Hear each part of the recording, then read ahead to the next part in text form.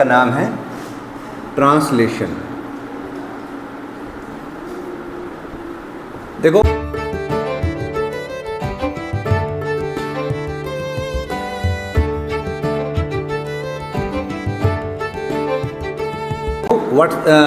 Francis Crick ने क्या कहा था? फ्रांसिस क्रिक ने कहा था कि एक डीएनए है, ठीक है, इस डीएनए के अंदर एक प्रोसेस होती है जिसका नाम है रेप्लिकेशन। तो रेप्लिकेशन से डीएनए अपनी एग्जैक्ट कॉपी बनाता है। इसको डीएनए रेप्लिकेशन को हम डीएनए डुप्लीकेशन कहते हैं या डीएनए मल्टीप्लिकेशन भी कहेंगे। फिर इस डीएनए के अंदर एक प्रोसेस आ जाती है, इस प्रोसेस का नाम है ट्रांसक्रिप्शन। इस ट्रांसक्रिप्शन से आरएनए बनता है और पर्टिकुलरली कौन सा आरएनए बनता है? एमआरएनए बनता है। वायरसेस और बैक्टीरिया में ये भी देखने को मिला है कि एमआरएनए से डीएनए बनता है। किस प्रोसेस से? रिवर्स ट्रांसक्रिप्शन की प्रोसेस से। किस प्रोसेस से? रिवर्स ट्रांसक्रिप्शन की प्रोसेस से। अब ये जो एमआरएनए है, इस एमआरएनए से कोई फंक्शनल प्रोटीन बनाना है, तो इस एमआरएनए से जब प्रोटीन बनेगी, इस प्रोसेस को कहा जाता है ट्रांसलेशन। क्या कहा जाता है?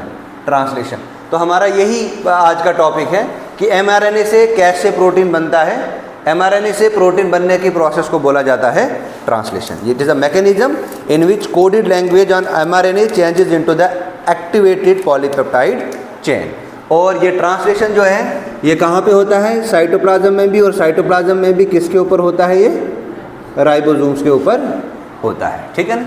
तो हेडिंग लिखो ट्रांसलेशन। ट्रांसलेशन क्या है? It is the mechanism by which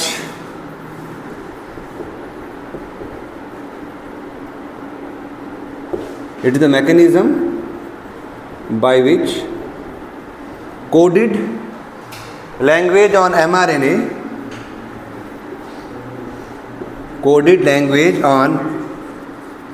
mRNA is changes into actual polypeptide chain.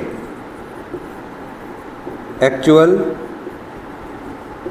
polypeptide chain, ठीक है। तो ट्रांसलेशन क्या है? एमआरएनए के पास जो कोडेड इंफॉर्मेशन है, वो कोडेड इंफॉर्मेशन किस में कन्वर्ट हो जाएगी? प्रोटीन में कन्वर्ट हो जाएगी। किस प्रोसेस से कन्वर्ट होगी? ट्रांसलेशन से। सिंपल में इतना याद रख लेना, ट्रांसलेशन एक ऐसा प्रोसेस है जहां पे कोडेड लैंग्वेज जो एमआरएनए की है वो एक फंक्शनल पॉलीपेप्टाइड में कन्वर्ट होती है। इस प्रोसेस को कहा जाता है ट्रांसलेशन। और ट्रांसलेशन कहाँ पे होती है? ये ट्रांसलेशन होते हैं राइबोसोम्स के ऊपर। और ये राइबोसोम्स कहाँ होते हैं? साइटोप्लाज्म के ऊपर। राइबोसोम्स को क्या कहा जाता है? Protein factory of the cell कहा जाता है। क्यों कहा जाता है protein factory of the cell? क्योंकि वहाँ पे ट्रांसलेशन की पूरी प्रोसेस होती है। राइबोसोम्स के ऊपर ट्रांसलेशन की पूरी प्रोसेस होती है, इसलिए राइबोसोम्स को protein factory of the cell कहते हैं। क्यों कहते हैं protein factory of the cell? क्योंकि प्रोटीन ही सिंथेसाइज राइबोसोम के ऊपर होती है। अगर सेल के अंदर राइबोसोम नहीं होगा तो प्रोटीन बनेगी कहाँ? प्रोटीन नहीं बनेगी। राइबोसोम क्या है? राइबोसोम एक मेम्ब्रेनलेस बॉन्ड ऑर्गेनेली है, मेम्ब्रेन विदाउट मेम्ब्रेन होती है। ये बेसिकली यूनिट्स में होती है, लार्जर सब यूनिट और स्मॉलर सब यूनिट। जैसे यूकैरियोट्स के केस में ये 80S होता है और प्रोकैरियोट के केस में ये 70S होता है, ठीक है ना। तो आते हैं वापस टॉपिक पे। ट्रांसलेशन क्या है? ट्रांसलेशन सिंपल एक प्रोसेस है जहां पे एमआरएनए लैंग्वेज जो है, coded language of mRNA is changes into polypeptide और you can say that protein. This process is known as translation. और ये प्रोसेस होती है साइटोप्लाज्म में राइबोसोम के ऊपर, ये प्रोसेस देखने को मिली है। समझा आपने? ये थी हमारी ट्रांसलेशन। अब ट्रांसलेशन में भी प्रोसेस ऑफ ट्रांसलेशन और स्टेप ऑफ ट्रांसलेशन। तो नेक्स्ट हेडिंग लिखोगे आप स्टेप्स ऑफ ट्रांसलेशन। नेक्स्ट लिखोगे आप स्टेप्स ऑफ ट्रांसलेशन। देखो, ट्रांसलेशन शुरू होने से पहले सबसे पहला स्टेप आता है कि अमाइनो एसिड्स को एक्टिवेट करना। तो पहला स्टेप आता है इसमें activation of amino acids. Amino acids का एक्टिवेट होना, ये जब अमाइनो एसिड्स एक्टिवेट हो जाएंगे फिर चार्जिंग ऑन टीआरएनए। टीआरएनए के ऊपर चार्ज होगा, चार्जिंग ऑन टीआरएनए। ये दूसरा स्टेप। पहला step activation of amino acid, दूसरा charging of amino charging on tRNA. Third step आता है activation of ribosomes. Third step आता है एक्टिवेशन ऑफ राइबोसोम्स, कि राइबोसोम्स किस तरीके से एक्टिवेट होते हैं।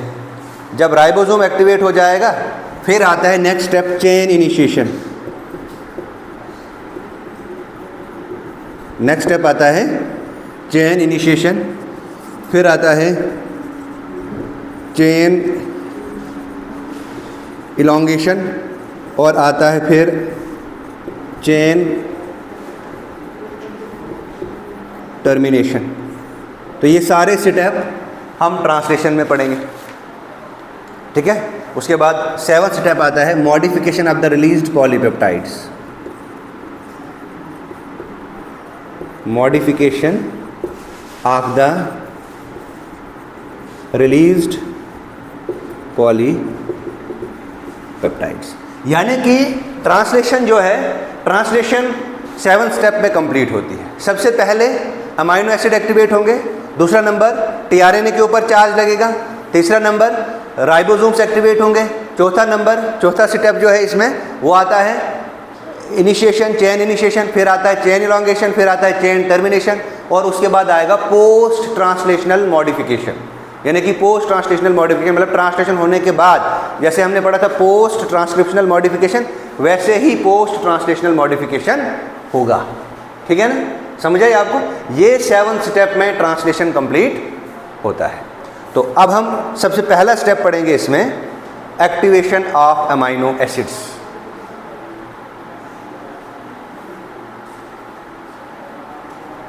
हो गया? आप आगे बैठा कर, ठीक है। तो सबसे पहला स्टेप लिखो आप। ये हो गया सारे स्टेप,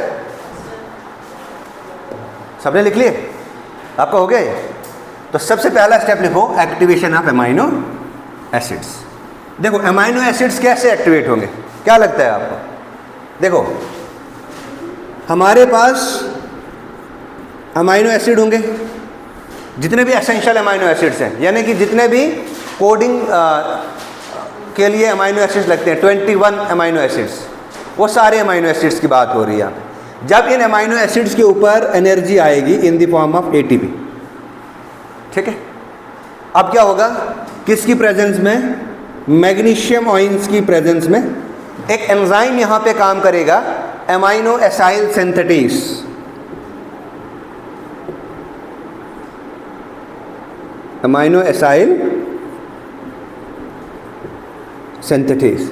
जब ये एंजाइम काम करेगा अमाइनो एसाइल सिंथेटेस, तो ये क्या करेगा, अमाइनो एसिड एटीपी टूटेगा एएमपी में, अमाइनो एसिड के साथ एटीपी टूटेगा एएमपी में, यानी कि अमाइनो एसाइल एंजाइम कॉम्प्लेक्स बनेगा। यहाँ पे क्या बनेगा, अमाइनो एसाइल, यहाँ पे बनेगा अमाइनो एसाइल कोएंजाइम कॉम्प्लेक्स,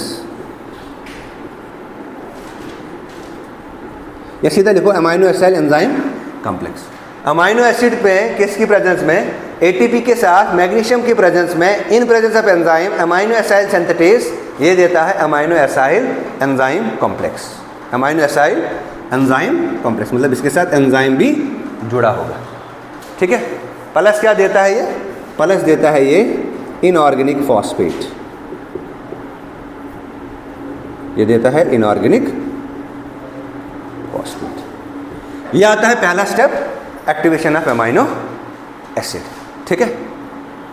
हो गया यहाँ तक? ये हो गया। लिखो इसमें, लिखो proteins are the polymers of, proteins are the polymers of, proteins are the polymers of 20 naturally occurring amino acids. Proteins are the polymers of 20 naturally occurring amino acids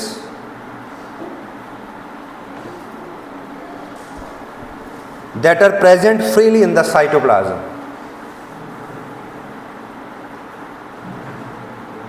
That are present freely in the cytoplasm. Next point लिखो, next point लिखिए इसमें, activation of the amino acids occur, activation of the amino acids occurs in presence of enzyme, in presence of enzyme amino acyl synthetase, in presence of enzyme, this one enzyme amino acyl synthetase, AMINO ACYL SYNTHATASE, amino acyl synthetase and magnesium ions and Mg2 positive, and Mg2 positive with the utilization of energy, with the utilization of energy. एक paper में सीधा सीधा question पूछा है, the first step of translation is, ठीक है, आपकी NCERT पे थोड़ा सा ट्विस्टेड तरीके से बताया गया है, ठीक है ना, तो ये यहीं से करना है ये टॉपिक. अब दूसरा स्टेप आता है चार्जिंग ऑफ अमाइनो एसिड्स या चार्जिंग ऑन अमाइनो एसिड्स.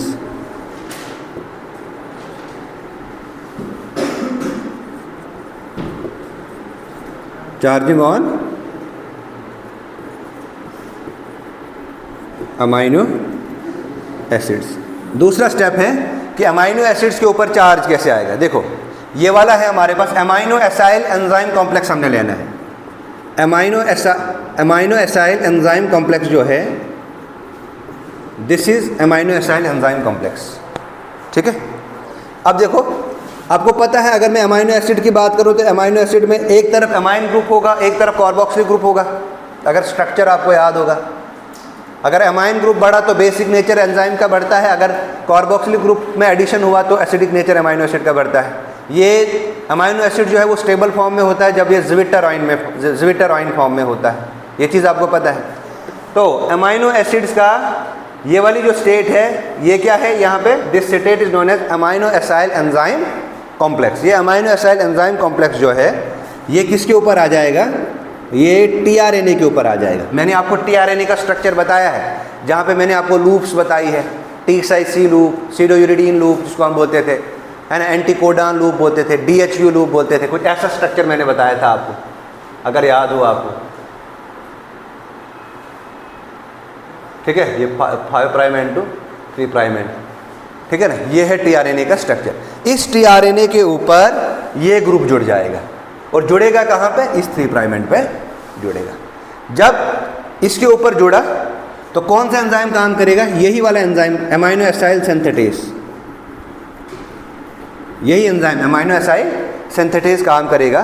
तो क्या करेंगे, अमाइनो एसिड के साथ ट्रांसफर आरएनए जुड़ेगा, टीआरएनए जुड़ेगा, प्लस आ जाएगा इसमें एडिनोसाइन मोनोफॉस्फेट, ये वाला आ जाएगा, और प्लस ये एंजाइम. यानी कि टीआरएनए के साथ कौन जुड़ जाता है, अमाइनो एसाइल एंजाइम कॉम्प्लेक्स. जब ये वाली कंडीशन आ जाती है तो इस वाली कंडीशन को कहते हैं चार्ज ऑन ट्रांसफर आरएनए. ये वाली कंडीशन क्या है कि ट्रांसफर आरएनए के ऊपर चार्ज. देखो ये 2 स्टेप बहुत इंपॉर्टेंट है. अमाइनो एसिड्स का एक्टिवेट होना. अब अमाइनो एसिड्स कैसे एक्टिवेट होंगे, अमाइनो एसिड के साथ जब एटीपी जुड़ेगी, एटीपी एनर्जी खर्च होगी, मैग्नीशियम आयन की प्रेजेंस में अमाइनो एसाइल सिंथेटेज एंजाइम यहाँ पे काम करेगा, तो बनेगा हमारे पास complex amino acyl enzyme complex और इनऑर्गेनिक फॉस्फेट. अब ये जो अमाइनो एसाइल एंजाइम कॉम्प्लेक्स है ये टीआरएनए के साथ बाइंड हो जाएगा. जब ये टीआरएनए के साथ जुड़ेगा, जो ही ये टीआरएनए के साथ जुड़ा, अमाइनो एसाइल सिंथेटेज एंजाइम की मदद से ये टीआरएनए के ऊपर चार्ज आ जाता है. चार्ज कैसे आएगा टीआरएनए के ऊपर, जब ये वाला पूरा का पूरा ग्रुप इसके साथ अटैच होगा तो इसके ऊपर चार्ज आएगा. नो राइट डाउन, लिखो इसको, amino acyl AMP enzyme complex, amino acyl AMP enzyme complex joins to the CCA end of tRNA. ये वाला जो एंड है ना, ये वाला जो एंड है इसको बोलते हैं CCA और ये CCA एंड 3 प्राइम एंड पे होता है। इस एंड पे ये पूरा का पूरा जुड़ेगा, ये अमाइनो एसाइल AMP E, ये वाला पूरा अमाइनो एसाइल AMP, ये वाला पूरा कॉम्प्लेक्स जुड़ेगा। अमाइनो एसाइल ये वाला tRNA फिर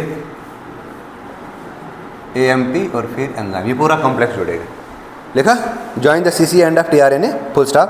OH group of CCA and OH group of CCA, OH group of CCA combines with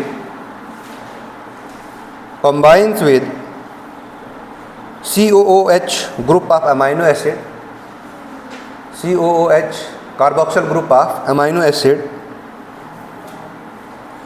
and the reaction is catalyzed by enzyme, and the reaction is catalyzed by enzyme,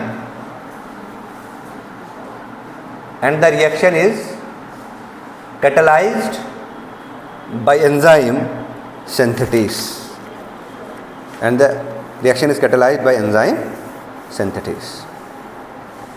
Now ये तो 2 steps थे। तीसरा step आता है activation of ribosomes. देखो जब तक ना राइबोसोम्स एक्टिवेट हो जाएंगे तब तक काम ही नहीं बन सकता। अब देखो राइबोसोम्स के दोनों सब यूनिट, चाहे लार्जर सब यूनिट या स्मॉलर सब यूनिट है, ये सेपरेट होती है। ये कब जुड़ती हैं? जब प्रोटीन सिंथेसिस होती है, mRNA के ऊपर जुड़ती हैं। स्मॉलर सब यूनिट लोअर वाली साइड जुड़ती है और लार्जर सब यूनिट अपर वाली साइड जुड़ती है, ठीक है ना। और राइबोसोम में 3 साइट होती है, A साइट, P साइट और E साइट। A साइट में एंट्री साइट होती है ना, P साइट में प्रोसेसिंग होगी और E साइट में एग्जिट साइट होगी। 3 साइट होती है इसमें। अब राइबोसोम 2 तरीके के होते हैं, प्रोकैरियोटिक राइबोसोम और यूकैरियोटिक राइबोसोम। प्रोकैरियोटिक राइबोसोम को हम 70S कहते हैं, यूकैरियोटिक राइबोसोम्स को हम 80S कहते हैं। राइबोसोम्स को माना जाता है साइट ऑफ प्रोटीन सिंथेसिस, या you can say that protein factory of the cell. ये 2 तरीके का राइबोसोम्स होता है। एक की अगर मैं बात करूँ प्रोकैरियोट्स में, तो प्रोकैरियोट्स में 70S पाया जाता है। ये 70S फर्दर डिफरेंशिएट होती है लार्जर सब यूनिट 50S में प्लस स्मॉलर सब यूनिट 30S में। ऐसे अगर मैं बात करूं यूकैरियोट्स की, तो यूकैरियोट्स में जो लार्जर सब यूनिट है वो 80S होती है, ये 80S यूनिट होती है। ये 80S जो है लार्जर सब यूनिट 60S प्लस 40S होती है। ये कुछ डिफ्रेंसिएशन इस तरीके से होता है इनमें। तो राइट डाउन दिस, लिखो इसमें, ribosomes are the site of protein factories, ribosomes are the site of protein factories full stop. They consist of 2 subunits. They consist of 2 subunits as in they consist of 2 subunits as in number 1 prokaryotes, number 1 में लिखो as in prokaryotes। तो prokaryotes में बिल्कुल ऐसे लिखोगे differentiation, as in prokaryotes 70S के बाद ये एरो लगाओगे, फिर लिखोगे इसमें 50S प्लस 30S। ये जो 50S है ये लार्जर यूनिट है, ये 50S क्या है? ये लार्जर सब यूनिट है, और 30S जो है ये स्मॉलर सब यूनिट है। ऐसे लिखोगे यूकैरियोट्स में 80S में लिखोगे 60S, ये 60S क्या है? ये लार्जर सब यूनिट है, और 40S क्या है? ये स्मॉलर सब यूनिट है, ठीक है। अब देखो, अब mRNA क्या है? mRNA पहले स्मॉलर सब यूनिट के साथ ज्वाइन होगा, फिर लार्जर सब यूनिट के साथ ज्वाइन होगा। पहले स्मॉलर सब यूनिट के साथ ज्वाइन होगा, पहले स्मॉलर सब यूनिट जुड़ेगी mRNA के ऊपर, फिर इसके ऊपर लार्जर सब यूनिट जुड़ेगी। तो लिखो mRNA first joins the smaller subunit, mRNA first joins the smaller subunit before the joining of larger subunit, before the joining of larger and the smaller subunit। मतलब कि अभी लार्जर और स्मॉलर सब unit जुड़ी नहीं हुए, इससे पहले ही mRNA किसके साथ जुड़ जाता है? स्मॉलर सब यूनिट के साथ जुड़ जाता है। Before the joining of larger and the smaller सब unit, before the joining of larger and the smaller सब यूनिट। ठीक है। नाउ अब राइबोसोम किसकी मदद से एक्टिवेट होंगे भाई? ये जोड़ेगा कौन? यहाँ पे भी magnesium Mg2 positive vital role play करता है। लिखो इसमें, this active ribosome is found in the presence of, this active ribosomes is found in presence of Mg2 positive। अब देखो, अगर मैं बात करूं प्रोकैरियोट्स की, देखो प्रोकैरियोट्स में क्या होता है, अगर मैं प्रोकैरियोट्स की बात करूं तो प्रोकैरियोट्स में क्या होता है ना, ये mRNA है, ये mRNA, इसके ऊपर स्मॉलर सब यूनिट जुड़ गई, लार्जर सब यूनिट, स्मॉलर सब यूनिट, लार्जर सब यूनिट, स्मॉलर सब यूनिट, लार्जर सब यूनिट। यानी कि जब एक ही mRNA के ऊपर बहुत सारे राइबोसोम्स ज्वाइन करेंगे, ऐसी कंडीशन को कहा जाता है पॉलीराइबोसोम्स। क्या कहा जाता है? Polyribosome condition. और ये पॉलीराइबोसोम कंडीशन किस में देखने को मिलती है? ये पॉलीराइबोसोम कंडीशन देखने को मिलती है प्रोकैरियोट्स में। Okay, right on. Most of the time, लिखिए, most of the time in prokaryotes, most of the time in prokaryotes, comma, many ribosomes line up in a row, many ribosomes line up in a row on the same mRNA, on the same mRNA, this full stop करके, this complex is called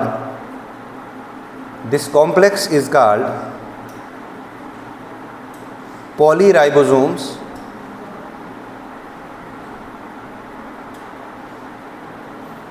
this complex is called polyribosomes oblique करके polysomes।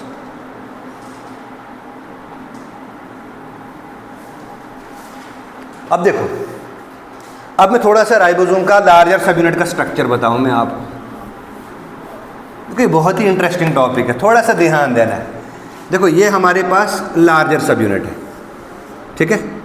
ये मान लो हमारे पास ये mRNA है, और mRNA के बाद ये स्मॉलर सब यूनिट है। अब इसमें साइट्स है, इसमें साइट्स है। एक साइड को P साइड बोलते हैं, एक साइड को A साइड बोलते हैं, और एक साइड को E साइड बोलते हैं, PAE। ये जो P साइट है ये एंट्री साइट होती है। ये क्या साइट होती है? Entry site. इसको बोलते हैं पेप्टिडाइल साइट। ये मैं लिखाऊंगा, पहले सुनो इधर, पेप्टिडाइल साइट। ये जो A साइट है इसको कहा जाता है अमाइनो एसाइल tRNA साइट। इसको कहा जाता है अमाइनो एसाइल tRNA साइट। और ये जो E साइट है इसको बोलते हैं एग्जिट साइट। इसको क्या बोलते हैं? एग्जिट। देखो, यहाँ से पेप्टिडाइल आएगा, यहाँ से पेप्टाइड आएगा, इस पेप्टाइड के ऊपर अमाइनो एसिड आएगा, ये ऐसे करके प्रोटीन बनता जाएगा। इधर के लिए ये प्रोटीन बनता जाएगा। यानी कि सारी की सारी जो प्रोसेसिंग है प्रोटीन की, वो इस राइबोसोम की लार्जर सब यूनिट के अंदर होती है। ये राइबोसोम की लार्जर जो सब यूनिट जो है, इसमें एक P साइट आती है जिसको हम बोलते हैं पेप्टिडाइल साइट, इसमें A साइट आती है जिसको हम बोलते हैं अमाइनो एसाइल tRNA साइट, और इसमें E साइट आती है जिसको हम बोलते हैं एग्जिट साइट। यानी कि पेप्टाइड कहाँ से आएगी? P साइट से आएगी। यानी कि जो भी पेप्टाइड है वो इस P वाली साइट से आएगी, और A साइट में अमाइनो एसाइड की प्रोसेसिंग होगी, और प्रोसेसिंग होते ही प्रोटीन बनेगी, और ये प्रोटीन जो है फंक्शनल बनती जाएगी, और mRNA ऐसे लीव चलता जाएगा, एग्जिट होता जाएगा।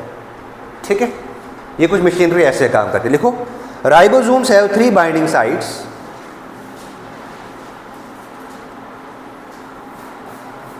देखो, ribosomes have 3 binding sites.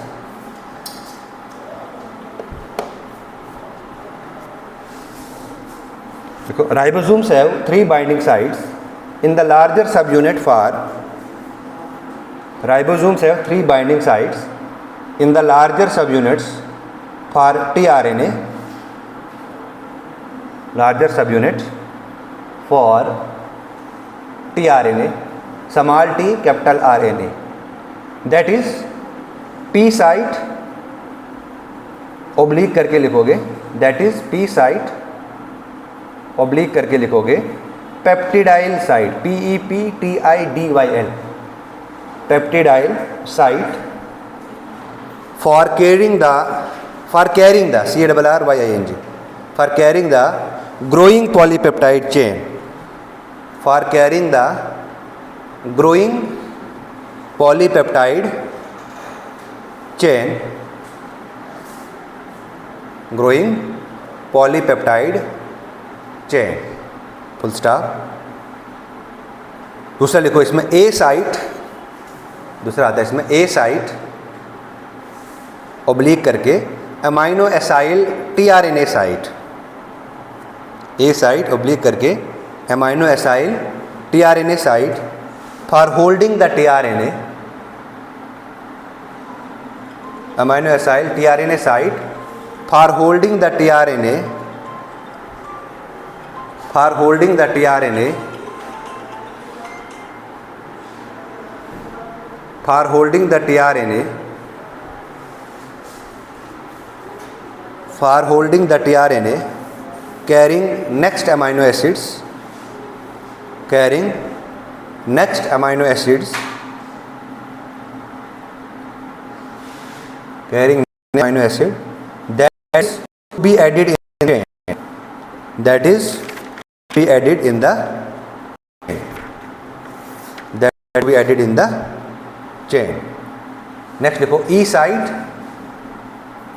E site और exit site, E site और exit site,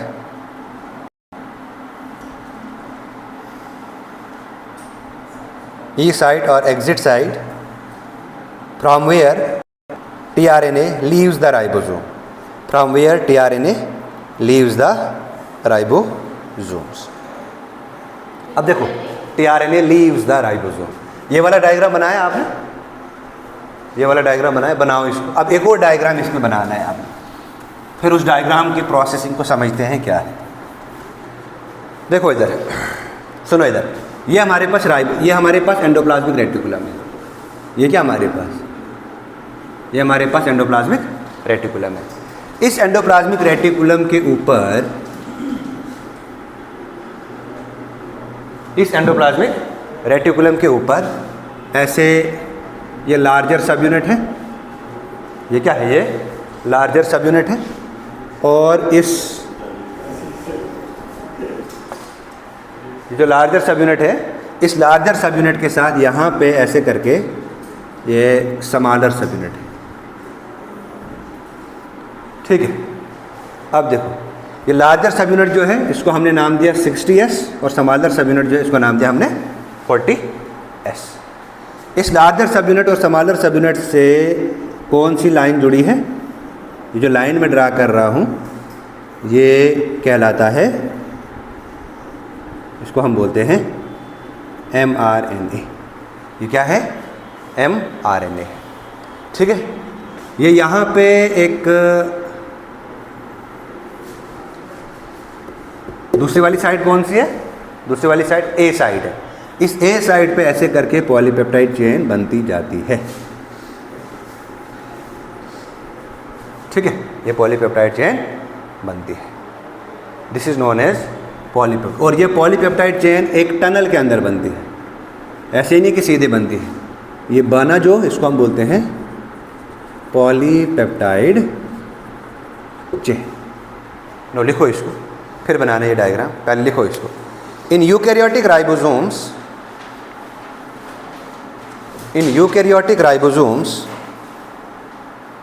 in eukaryotic ribosomes, comma, a groove is present at the junction of the GROOVE, a groove is present at the junction of the two subunits, at the junction of the two subunits, a groove is present at the junction of the two subunits from where a tunnel extends, from where a tunnel extends through the larger subunit, from where a tunnel extends through the larger subunits and opens into a canal of the, and opens into a canal of the, and opens into a canal of the endoplasmic reticulum, and opens into a canal of the endoplasmic reticulum. तो ये थे 3 steps जिनको आज हमने discuss किया. पहला step था activation of amino acids, दूसरा था चार्ज ऑन टीआरएनए, तीसरा था एक्टिवेशन ऑफ राइबोसोम्स. इन तीनों सब टॉपिक्स में कोई दिक्कत तो नहीं है? पक्का? ठीक है, थैंक यू.